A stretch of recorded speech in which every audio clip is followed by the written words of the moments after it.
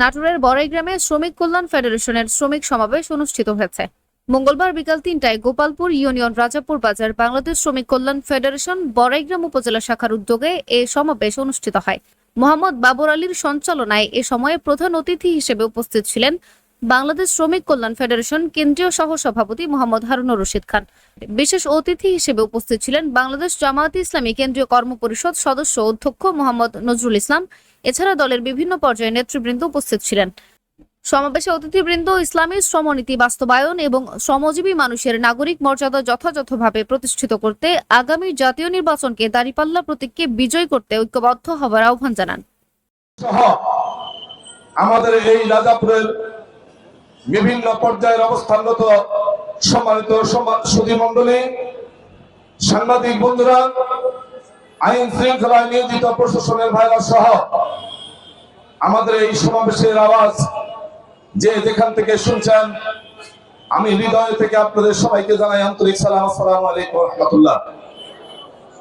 সম্মানিত উপস্থিতি, বাংলাদেশ শ্রমিক কল্যাণ ফেডারেশনের বক্তব্যের মাধ্যমে আমাদের কাছে পরিষ্কার, এই জাতির 53 বছর অতিবাহিত হলো। আল কাসিবু হাবিবুল্লাহ, শ্রম ব্যক্তি আল্লাহর বন্ধু, সেই শ্রমিকরা সমাজে নিগৃহীত, নিষ্পেষিত, অত্যাচারিত আর রাজনৈতিক বিভিন্ন পৃষ্ঠপোষকতায় ব্যবহার হওয়ার ছাড়া শ্রমিকদের ন্যায্য অধিকারের মাধ্যমে সম্মান নিয়ে, মর্যাদা নিয়ে আমাদের সমাজে শ্রমিকরা আজকে প্রতিষ্ঠিত নেই। বাংলাদেশ শ্রমিক কল্যাণ ফেডারেশন একদম সেন্ট্রাল থেকে শুরু করে প্রতিটা সেক্টরের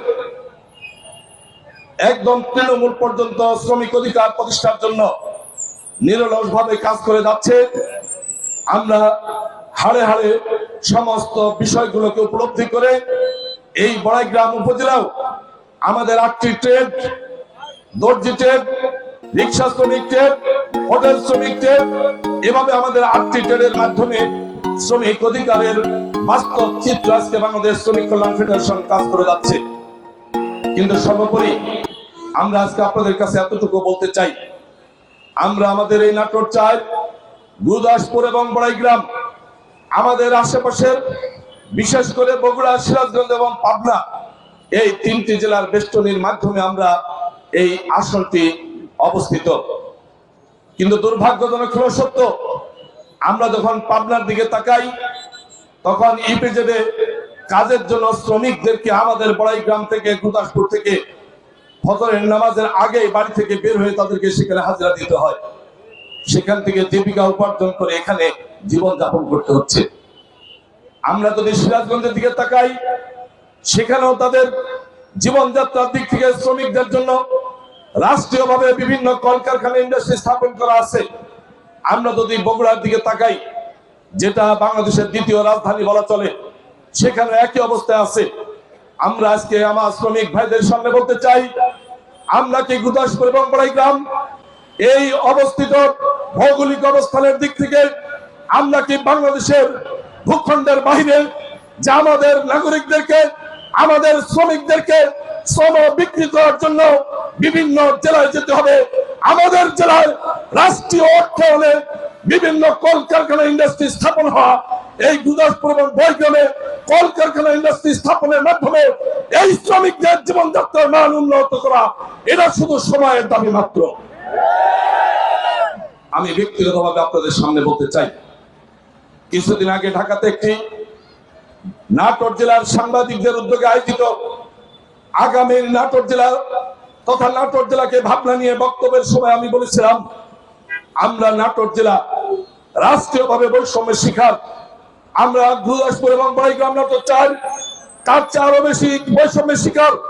আমি ব্যক্তিগতভাবে আজকে শ্রমিক সম্মেলনে এই স্পষ্ট ভাষায় আপনাদের সামনে বলতে চাই, আপনাদের সার্বিক সহযোগিতায়, আপনাদের প্রচেষ্টার মাধ্যমে মহান আল্লাহ রাব্বুল আলামিন আগামী দিনে যদি জাতীয় সংসদের সদস্য আমাকে নির্বাচিত করে, অবশ্যম্ভাবী এই শ্রমিকদের অধিকার প্রতিষ্ঠার জন্য কলকারখানা, ইন্ডাস্ট্রি প্রতিষ্ঠার মাধ্যমে এই গুরুদাসপুর এবং বড়াইগ্রামের জীবনযাত্রার চিত্রকে পরিবর্তন করার জন্য ভূমিকা রাখবো ইনশাআল্লাহ।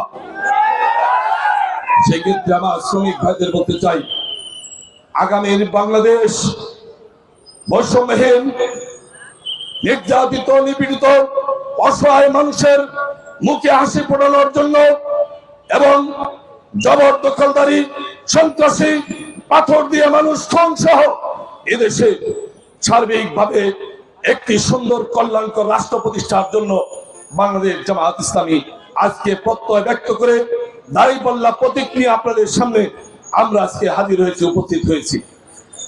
আমরা আপনাদের সামনে বলতে চাই, বাংলাদেশ জামায়াত ইসলামীর আমিরে জামাত, মানবতার ফেরিওয়ালা, তিনি জামায়াত ইসলামীর সমস্ত নেতৃবৃন্দর ব্যাপারে স্পষ্ট ভাষা বলেছেন, জামায়াত ইসলামীর 300 সংসদ সদস্য প্রার্থী ইনাদের নির্বাচিত হওয়ার মাধ্যমে এদেশের সার্বিকভাবে উন্নয়নের ক্ষেত্রে এই নেতৃবৃন্দ কি কি সুবিধা নেবে আর কি অসুবিধা নেবে সমস্ত বক্তব্য আমিরে জামাত জাতির সামনে তুলে ধরেছেন। তিনি বলেছেন, আমাদের কোন এমপিরা দুর্নীতি করবে না, দুর্নীতি করতে দিবে না। আমাদের কোন এমপিরা ক্ষমতার দখলে বসে, চেয়ারে বসে ক্ষমতার অপব্যবহারে কোন মানুষের উপরে জুলুম নির্যাতন করবে না, কাউকে করতেও দিবে না। আমরা তাই আপনাদের কাছে বলতে চাই, আগামীর বাংলাদেশকে সুন্দরভাবে গড়তে হলে আগামীর গুরুদাসপুর এবং বড়াইগ্রামকে সার্বিকভাবে একটি শান্তিময় এবং সুখী সমৃদ্ধ নাটোর 4 যদি করতে হয়, সেই ক্ষেত্রে এমন নেতৃত্বকে আপনাদের বেছে নিতে হবে। আপনাদের বিবেকের দাঁড়িপাল্লায় যদি মনে হয় বাংলাদেশ জামায়াত ইসলামীর প্রার্থী নিঃসন্দেহে অন্যান্য প্রার্থীদের চেয়ে ভালো, তাহলে সেক্ষেত্রে আপনাদের হৃদয়ে একটু স্থান দেওয়ার জন্য বিনয়ের সাথে আপনাদের কাছে আকুতি করছি, আবেদন করছি।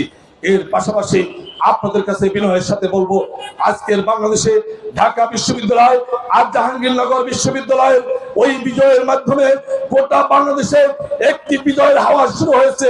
সেই বিজয়ের হাওয়ায় আজকে বড়াইগ্রামের এই শ্রমিক ভাইদের কাছে আমি বিনয়ের সাথে আবেদন করতে চাই, আপনারা যদি রাজপথে সকল হুঙ্কার, সকল ভয়ভীতিকে উপেক্ষা করে সাহসিকতার সাথে মাঠে ময়দানে সকল মানুষের সাথে মানুষের কাছে গিয়ে আগামী দিনের নির্বাচনের জন্য এই দাঁড়িপাল্লা প্রতীকে বিজয়ের জন্য আহ্বান করেন, কাজ করেন, অবশ্যম্ভাবী এই আসলে আমরা বিজয়ী হবই ইনশাআল্লাহ।